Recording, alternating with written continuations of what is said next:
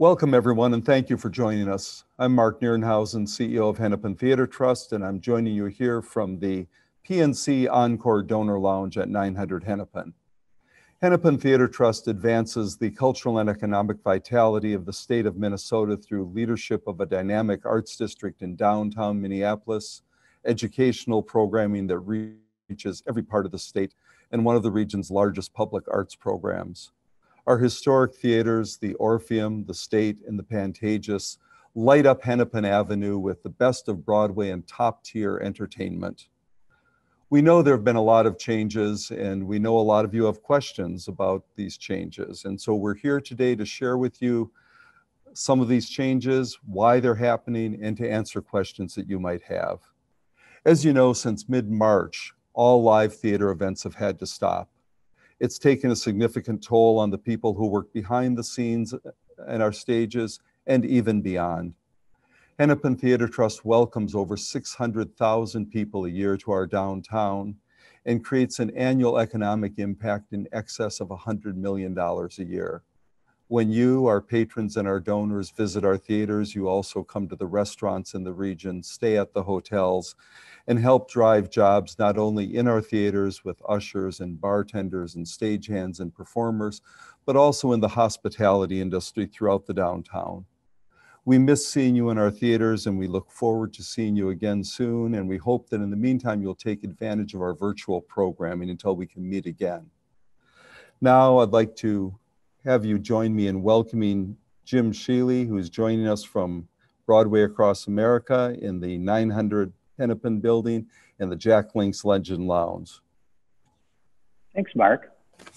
I'm really glad to have this opportunity to talk directly to our most passionate theater goers, although I'd rather be in the lobby meeting with them before the show or after a show. Touring shows across North America is a complex jigsaw puzzle, and tonight we'll attempt to pull back the curtain and help you understand some of the challenges we face in getting shows back on the road. Our focus continues to be keeping everyone safe. We're closely involved with the continued development of safety and security plans for downtown.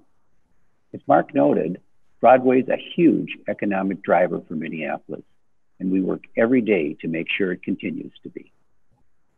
We want to thank Bank of America for their continued support during these difficult times. It's this support that will help bring back the shows and will enable you to come back to our beautiful theaters to see the best of Broadway. So let's hear it now from Katie Simpson, Minneapolis-St. Paul Market President at Bank of America. We are proud to support Bank of America Broadway on Hennepin season that brings Tony Award-winning plays and musicals to the Orpheum stage. We know the team at Hennepin Theater Trust is hard at work, being ready for that joyous day when we can return to experience live theater. Until then, your support is greatly appreciated. Thank you for being a subscriber, a donor, a ticket holder, a supporter, and an avid fan of these amazing shows.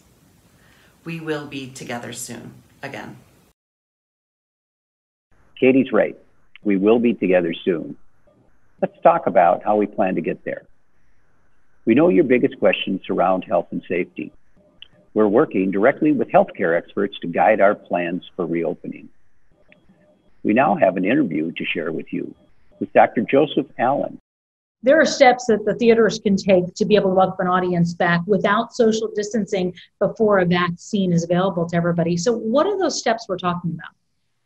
Well, so first, it's really nice to talk with you and to talk to the community. I know everyone is really anxious at this time, and consumer sentiment is down about doing anything, going to a restaurant, going out to the theater again, and that's totally understandable. But I want to talk a little bit about the types of controls we can put in place that we know can keep people safe. And largely, these are derived from what we know is working in hospitals already.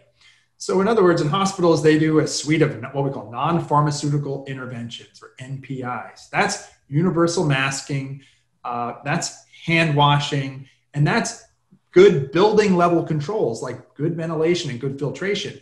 What can't they do in a hospital? They can't distance, right? Because they're working with patients, people who are sick. So even in a high-risk environment where you can't physically distance, we've been able to really drive down risk to healthcare workers since March with these basic set of very important, basic but important set of control measures. Audience plays a big part in all this, obviously. What are the steps an audience should take when they're welcomed back to the theater? Yeah, so this is really important because really the only way through this is with a large degree of social trust. Mm-hmm. And we tend to think about it in terms of creating a culture of health, safety, and shared responsibility. The shared responsibility is important, right? The theater has to do its job in terms of the building, the managing the flows of people. Performers will do their job in terms of what all the protections and precautions that need to be in place before the actual event. But the audience has a role to play too. They have to wear masks. They have to distance in the lobby. They have to follow the signage and follow the rules on queuing. And I also think it's a bit of an adjustment in terms of expectations. This won't be theater as usual. It shouldn't be. We're in the middle of a pandemic. So if we want to go back to these things, we're all going to have to do our own part here. We're going to have to play by the rules. It's going to be masks on. Could rapid testing be a solution for theaters? Yeah, I think it's going to be key. I want to be clear, though, that testing is not the only thing that needs to be done. But absolutely, the way we think about it is a layered defense approach, right? So we're talking about healthy building strategies. That's a layer. Masking, that's a layer. Hand washing, that's another layer. And when you add all these layers on top of each other, there's no such thing as zero risk, but you start to drive down risk. You can really reduce risk significantly. Now think about testing as one more layer up front, right? The testing is not perfect, but it's actually pretty good at this point.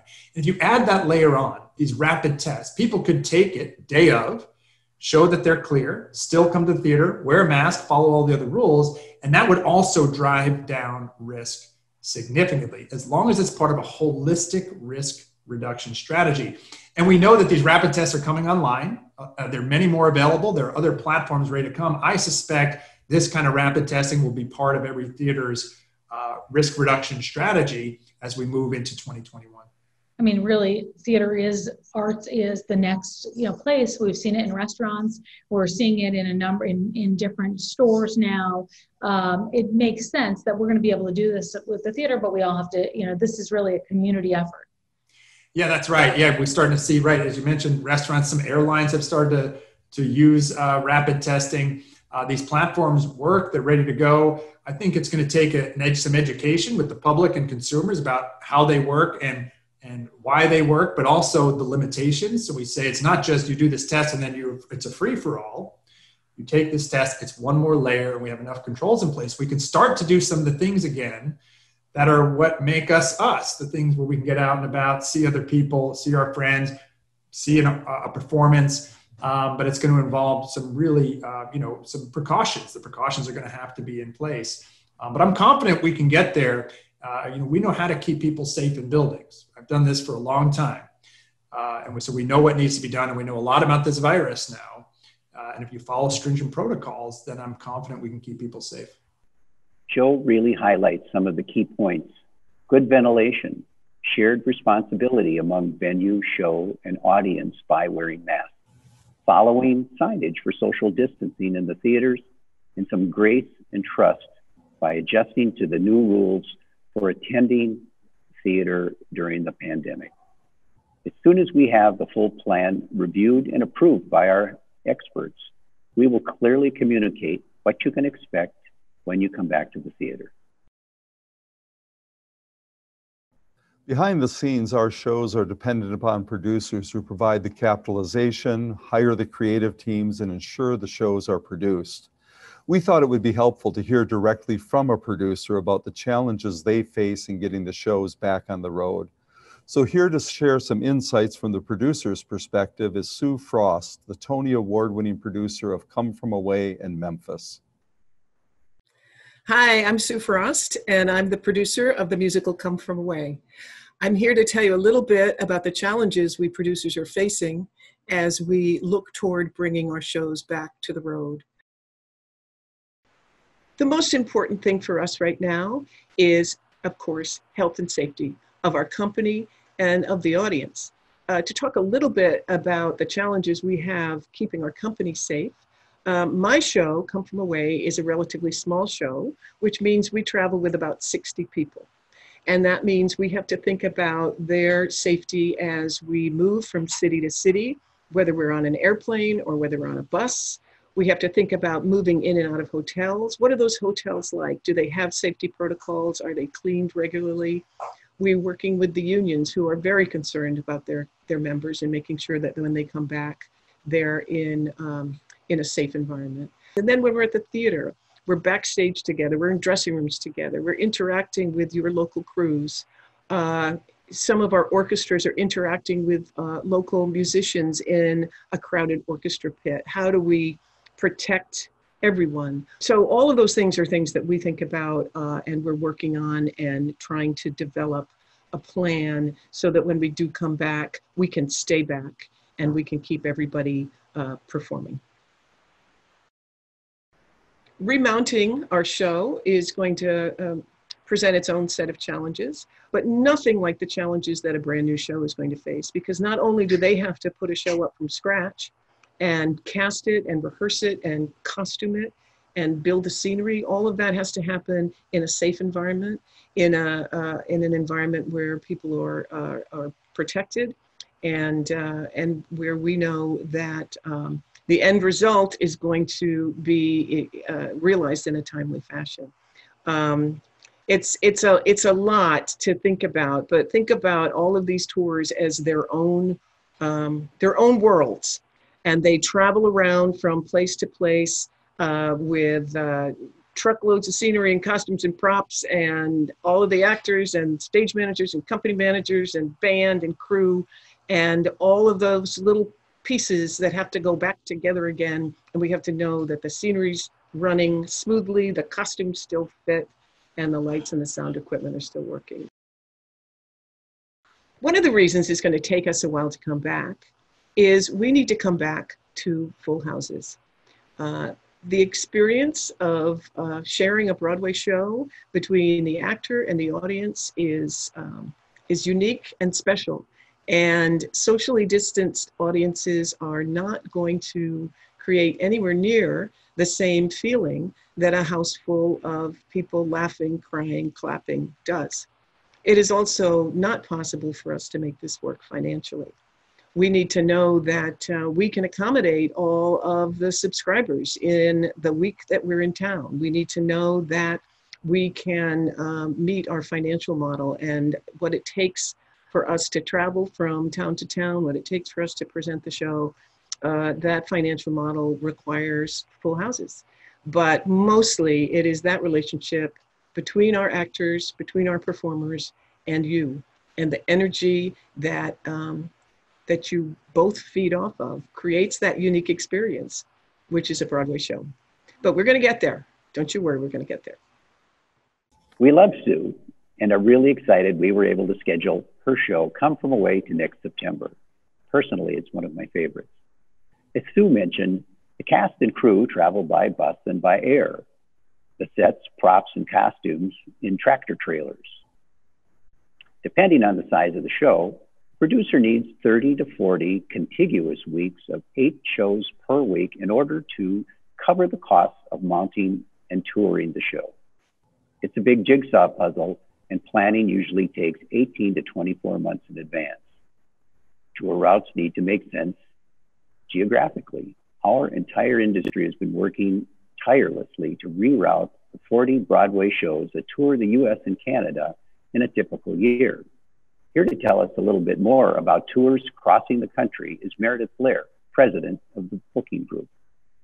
Hi, my name is Meredith Blair. I'm the president of the Booking Group, and I represent the national tours of Hamilton, Dear Evan Hansen, Come From Away, Mean Girls, the Book of Mormon, To Kill a Mockingbird, and many others. And I'm here to talk to you about the process of booking a tour.